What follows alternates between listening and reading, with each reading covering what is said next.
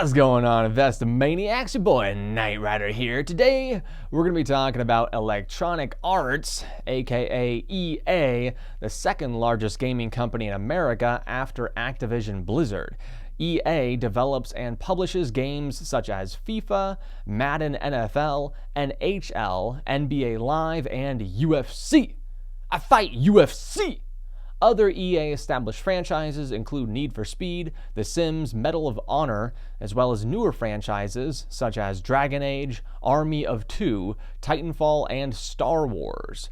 EA attended E3, the Electronic Entertainment Expo, this year, where they unveiled new footage and gameplay of Star Wars Jedi Fallen Order, and some updates on the future of Apex Legends and Battlefield 5, along with the future of FIFA, Madden, and The Sims. EA has a streaming service called EA Access, which for the past 5 years was only available to Xbox players. But recently EA announced that as of July, it will be available on the PS4, which is good because there's a lot more PS4 players, so that should help out revenue quite a bit. And it's only going to be $5 a month. That sounds like a pretty good deal to me. EA's competitor Ubisoft also made an announcement of a new game subscription service at E3, but that was priced at a hefty $15 a month. Heck, that's more than Game Pass. The service will allow access to 100 Ubisoft games, most notably Watch Dogs Legion, which will be released March 6, 2020. During EA's last quarter, they launched Firestorm Battle Royale in Battlefield 5, the biggest Battlefield live service event ever. EA's Apex Legends was briefly considered a potential competitor or even successor to Fortnite earlier this year, but interest in the game seemed to have peaked a few short months after it was released, while Fortnite was still breaking records, like when it hit 7.6 million concurrent players. That's right, 7.6 million people all sitting at home smoking weed playing Fortnite at the exact same time.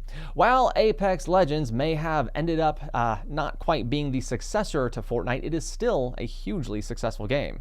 Several analysts rated Electronic Arts they raised Electronic Arts' price target after the game shattered user records after its launch. It took less than 30 days from launch for Apex Legends to pull in 50 million players. Hey, it took Fortnite over 3 times as long to get that amount of players. Additionally, Apex Legends recorded 8.28 million hours of viewership on Twitch on Tuesday, February 11th. That beat the platform's single-day viewership record, which was previously held by none other than Fortnite, with 6.6 million hours.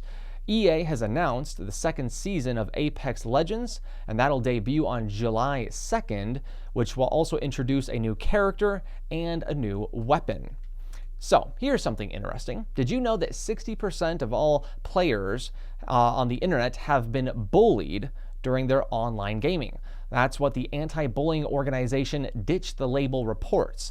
Bullying is not good for society or player retention. So EA has partnered with Ditch the Label to take proactive steps in reducing the amount of toxicity in the gaming world.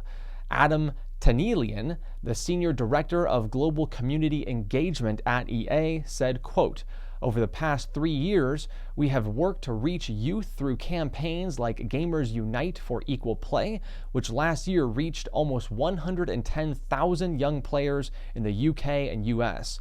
We also introduced an updated public reporting tool available to all players." While EA is fighting Fortnite in the Battle Royale world, they'll also face stiff competition from Take-Two Interactive in the back half of 2019 with the release of The Outer Worlds, Ancestors, The Humankind Odyssey, and the highly anticipated Borderlands 3. EA's stock has outperformed Activision Blizzard and Take-Two Interactive's year to date, but that wouldn't really be my preferred choice. Instead, I would take the recent underperformance and take that as a buying opportunity in Activision and Blizzard. And here's why. Let's just take a look at EA in comparison to Activision Blizzard. Take-Two Interactive is a little bit of a smaller stock, so a little bit of a different situation, but just looking at EA and Activision Blizzard. So here, the PE ratio of EA is almost at 28. Now let's compare that to Activision Blizzard which is about 20. All right, so we take 8 into 20. What is that, like roughly 40%, something like that? So EA is roughly speaking about 40% more expensive than Activision Blizzard. So you would expect it to be performing quite a bit better, right? Growing revenues quicker, growing earnings per share quicker. Well, that's not exactly the situation. Here's Electronic Arts.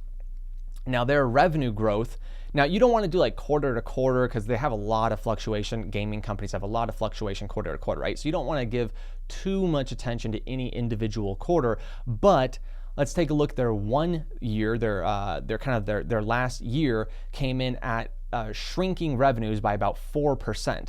Their 3-year compounding average is plus 4%. All right, so they lost money this past year, or at least their revenues were shrinking, and over the past 3 years, they're at 4%. We'll compare that to Activision Blizzard, which this past year increased revenues by 7%, and over the past 3 years, they increased it by over 17% compounding. So 7 and 17 is a heck of a lot better than minus 4 and 4, even though EA is more expensive. Comparatively, let's look at earnings per share. So earnings per share for this past year with EA is at minus 0.3% from a percentage standpoint, right? So our earnings per share are actually shrinking this past year, and its 3-year average is at minus 1.65% again. So over the past 1 and 3 years, our earnings per share are shrinking. Now let's contrast that with Activision Blizzard, where we can see our earnings per share this past year are up a whopping, you don't see numbers like this very often, people,